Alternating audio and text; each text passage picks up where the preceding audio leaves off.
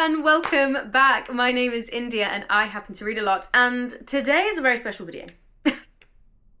If those of you who don't follow me on social media or anything like that, India reads a lot everywhere, you will not know that I recently announced alongside the Bookseller that I am one of the 10 members of the Readers Guild.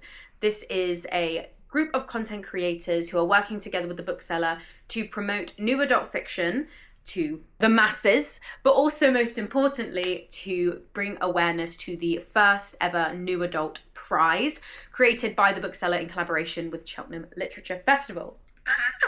I honestly, it's so bizarre to say something like that. I have had small experiences working with prizes before. 2 years ago, I was a judge for the British Fantasy Awards for the Best Collection Award, which went to E.M. Folds' Under the Moon. And yeah, that was an amazing experience. And I loved working with that group of judges. And I contribute and work with other awards as a long list reader, which is very exciting. But this is one of the first times I've ever been announced. I've never had an announcement like this before. It went up on Instagram and it was up on the Bookseller's TikTok. So, can't believe it, but this is incredibly exciting. So yeah, so I work with 9 other amazing content creators to promote the prize, promote new adult fiction, talk about what that is. And I thought, what better way to do that than by recommending you 5 of my favorite new adult books and explain to you what the new adult prize is. New adult fiction basically focuses for the age group between 19 to 29, and it's kind of the trials and tribulations that people in that age group experience. Last year, I think it was, read a book which was called Quarter Life, about having a quarter life crisis, because I was kind of entering that. So I feel like it is very full circle moment to be working with the New Adult Prize as someone that was really in the trenches, experiencing the trials and the tribulations of what it's like being a new adult. I turn 25 next month. Scary. Then officially the quarter life crisis will begin. But yeah, so that's what the new adult age group focuses on, 19 to 29. It's been a conversation a lot over the last couple of years, especially in like the fantasy space. As someone who is more of a fantasy reader, that's where I've seen it spoken about the most. And it's kind of that bridge between feeling too old for YA, but sometimes not feeling super ready to tackle those adult general fiction or adult fantasy novels yet. So where is that bridge? And this prize is kind of helped to facilitate that and promote and discuss that bridge between young adult and adult, and giving a voice to those who are in that age group that kind of feel like they feel lost and they don't know where they stand. And fiction is a great way to bridge that, is what I think. Anyway, so yes. So there are a couple of themes that kind of fit into new adult, such as university, careers, sexuality, romance, mental health. Obviously, these get discussed in a wider variety in adult books, but it's written specifically for that age group. So today, I'm going to talk to you about some of my favourite books that I think really exemplify what kind of the new adult fiction is, what this kind of age group wants, and yeah. Oh my god, it's so exciting!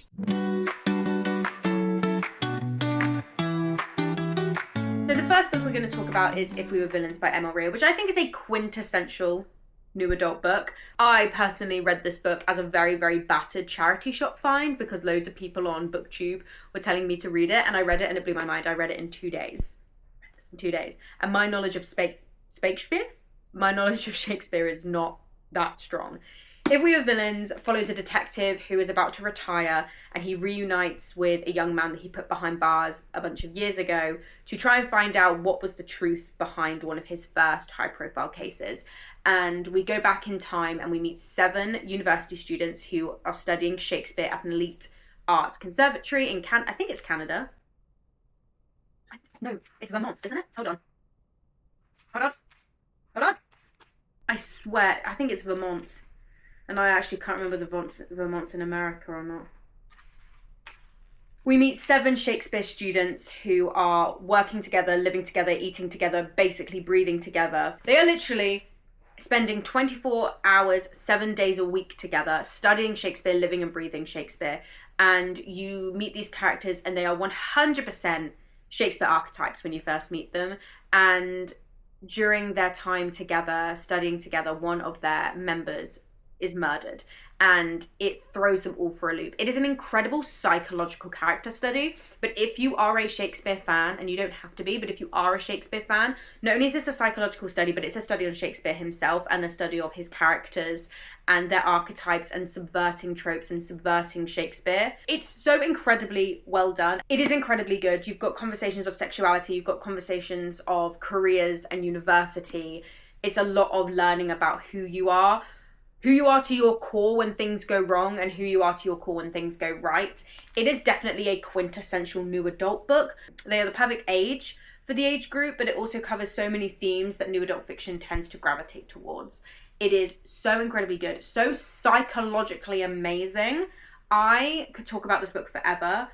I just love it so much. I think I have a little bit of favoritism towards this book because I am down in the southwest of England, but this is set on Bodmin Moor, which isn't super close to me, but it does not take that long to get there. This book is chock full of Cornish folklore, British folklore, conversations and themes on sexuality, conversations and themes of learning who you are and coming to terms with who you are as an adult. I think a lot of the times when we think of coming of age, we think of like early teenagers or teenagers trying to find a sense of personhood, but we kind of neglect the kind of coming of age that happens when you are by yourself and you are now an adult, and you don't actually have your parents to lean on all the time, or your guardian to lean on all the time, and you learn a lot more about yourself and who you are when you're by yourself as an adult. And I think this book exemplifies that. So this follows Merrin. Merrin is going back to her hometown. She's a very complicated relationship with her mother and grandmother, and she's coming back to her small village in Bodmin Moor because her girlfriend has passed away. No one knew about their relationship. It was very hush-hush. And her girlfriend's relationship had a slight toxic element to it. So she doesn't really know what to do. All she knows is that she's been pulled back home to attend this funeral. And when she gets home, everybody's acting strangely. The villagers are hunting for something that she's not being told exactly what it is. Her mum is acting strangely. Her grandmother is acting strangely. She doesn't feel right with who she is. Jodie Matthews uses folklore as a really good metaphor for coming to terms with who you are as a person, coming to terms with your sexuality. A lot of conversation about this is suppressed sexuality, not being able to truly and freely be who you are based on where you live. And I think folklore is used incredibly well to discuss this. And yeah, and also I just love a good Southwest folklore moment, because obviously that's where I'm from. But yeah, it's really, really good. It has such an exciting and enthralling ending. I read this about a year or two ago. It's so worth your time. Then we have Welcome to the Hyunam-Dong Bookshop by Hwang Bo-Reum. Now this is teetering a little bit off in terms of like the age of the characters. Well, we have university or just after university age characters with If We Were Villains and Meet Me at the Surface. Our main character Youngju in this book is older than the demographic for new adult.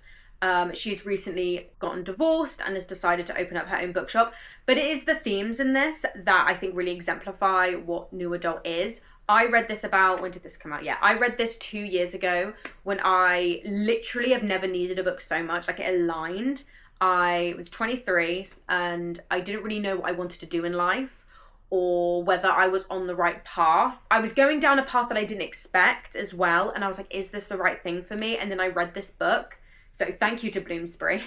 But I read this book and it completely changed my life. Like, genuinely, and I know that sounds cliche to say, but it's so good. We follow Youngju. She has just divorced her husband. She has taken her money that she received from the divorce and is opening up her first ever bookshop. She buys, there you go. She opens up a bookshop and it's all about coming to terms with your trajectory in life. It's finding, what I really like about this is I think a lot of new adults really struggle with coming to terms with what their life is from what they expected it to be growing up. And I think a lot of people have this expectations of, when I'm older, I'm going to do this. And then they get to that age and they're like, I'm not doing any of that. And that's exactly how I felt. And this book is a really great way of allowing you to slow down and take your time. And I think a lot of new adults think that they should have everything done at this age, long-term partner, high-flying job. And then they get there and they go, oh, I'm not there yet. And this book is like, babe, you're good. You're fine. Don't worry. Because that's exactly how I felt. Being a bookseller originally wasn't the goal that little old me originally thought I was going to have. And it was coming to terms with finding the beauty in the mundane things in life, having a moment to sit down, appreciate what you do have and those around you, and not in like a kind of toxic positivity way of going, well, at least you've got this. Just being able to sit down, take stock of your life and appreciate what it is that you have, which I really, really liked. But the main theme of this book is just a bunch of people who are lost and not really sure what they want to do in life and realizing you don't need to know yet. And, you know, I can't remember the age of Youngju, but she literally ups her life. She just decides, I don't want to be married to this person anymore. I've always wanted to open a bookshop. I'm going to do it. And it's showing kind of new adults, hey, you don't have to have everything sorted out. And even if you do think you have everything sorted out, there's nothing wrong with starting again, which is, I think, a theme that is very prevalent for new adult fiction, is kind of comparing yourself for where you want to be. And I think this does a really great job of telling you to slow down. So I would highly recommend, for those who are lost in their careers and they don't know what to do, read Welcome to the Hyunam-Dong Bookshop. I do think this probably also aligned with me as a bookseller, because she opens a bookstore, but I do think you'd gain a lot from it. Then a little bit of a light-hearted one, we have Collide by Bal Kabra. This is just a super fun sports university romance that I read earlier this year and absolutely loved. I now own the next 2 books or 1? No, that's a lie. I own the next book in this series. I need to get the 3rd one. Collide follows the captain of the hockey team and a sports psychologist who have to work together on Summer, who is the sports psychologist. They have to work on Summer's penultimate dissertation, sports psychologist dissertation, and he's the captain of the hockey team. They're forced together, and guess what? Spoilers. They fall in love. I know. Shocking. But this is really good. If you want something that's a little bit more lighthearted and fun, Summer is a very headstrong, knows what she wants, won't quit until she gets what she wants, walls up kind of woman. And Aiden is very blasé, life will work out for him. And they come together, very, very different people, and love blossoms. And it's just so much fun. A little bit more lighthearted compared to the more serious books on this list. Yep, it's just very good and it's very fun, and it's part of an ongoing series to do with ice hockey. And I've also noticed ice hockey seems to be the focus of a lot of romance books recently. And I think we should try more sports, preferably rugby and golf, because those are the only 2 sports I actually know a lot about. I know nothing about ice hockey. But if you want something a little bit lighthearted, but I think perfectly exemplifies what kind of new adult fiction, new adult romance is, I would read Collide by Bal Kabra. And then finally, the last book we have is Rewitched by Lucy Jane Wood. This follows Bella. She's just about to turn 30 and she finds out of nowhere, no one told her, no one pre-warned her, that she has to take part in a set of trials to prove that she's used her magic well. If she proves she uses her magic well, brilliant, gets to keep her magic forever. If she doesn't prove that, and she's wasted her magic, she loses her magic forever. She understandably freaks out because up to this point, she's kind of like, she loves her magic, but she's fallen out of love with it. Do you know what I mean? Her magical spark that she had is gone. She's lost her purpose in life, and she finds out about these trials and realizes she has a month to sort her shit out. And she works with some very funny and unexpected individuals that I won't say anything for spoilers, to kind of learn more about her magic, learn more about her abilities, and have her fall in love with life again. It's a really, really good book for those who, again, very similar to the Welcome to the Hyunam-Dong Bookshop, those who are lost, who don't really know what they want in life, who kind of want to feel the spark and the passion for life again. It is done so incredibly well. I really, really enjoyed this when I read it.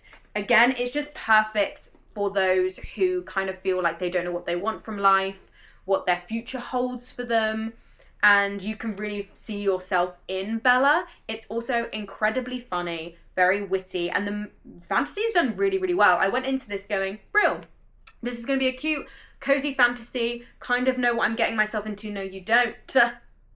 No, you don't. It is incredible. Like, I cried at the end. It's so good. Again, I just feel like I've just said, new adult fiction is when you're feeling lost.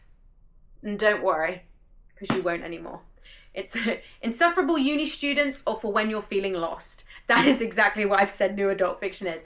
But it is just purely exemplifies new adult fiction, every single one of these. And I actually met Lucy Jane Wood to interview her last year for her Rewitched tour. I have my questions here. They were very good questions, I must say. I just think this book is a really, really great book. And also in that kind of end of the new adult fiction age group, this is a perfect one to read. Because also, again, it kind of exemplifies leaving new adult and going into the adult age group. Obviously, everybody can read whatever they want. But that shift is really discussed in this book as well. So, yeah. Really good, would highly recommend it. So there we go. These are probably my top 5 new adult fiction books at the moment. All of these, I think, purely exemplify what the New Adult Prize is trying to bring across. I think as well, what the beauty about something like the New Adult Prize, specifically age group, it's not down to genre. So you can have a literary crime, a spicy sports romance, a cozy fantasy, a more self-reflective, quieter literary book, and it still all be perfect for what the prize is looking for. If you want any more new adult recommendations, feel free to contact me, or if you have any recommendations, comment down below of things that you think are perfect for kind of new adult readers. I think what the New Adult Prize is doing is really tapping into an area of readership that we don't really see spoken about that much. I know a lot of people have been calling for new adult to be legitimized more rather than just YA and adult, and I'm really excited to see that the Bookseller and Cheltenham Literary Festival and the New Adult Prize are doing that, and I'm very excited that they've allowed me to be a part of this. So yes, I did speak with the chair, and as of today we've discussed so many exciting things to come up and what this prize is going to entail. But yeah, please check out the New Adult Prize. It's so incredibly exciting. It's just New Adult Prize on social media. India reads a lot on social media. You know, please, if you've got any recommendations, please reach out to me. Please like and subscribe and all of that fun stuff. At this point, I think we all know what to do. Thank you.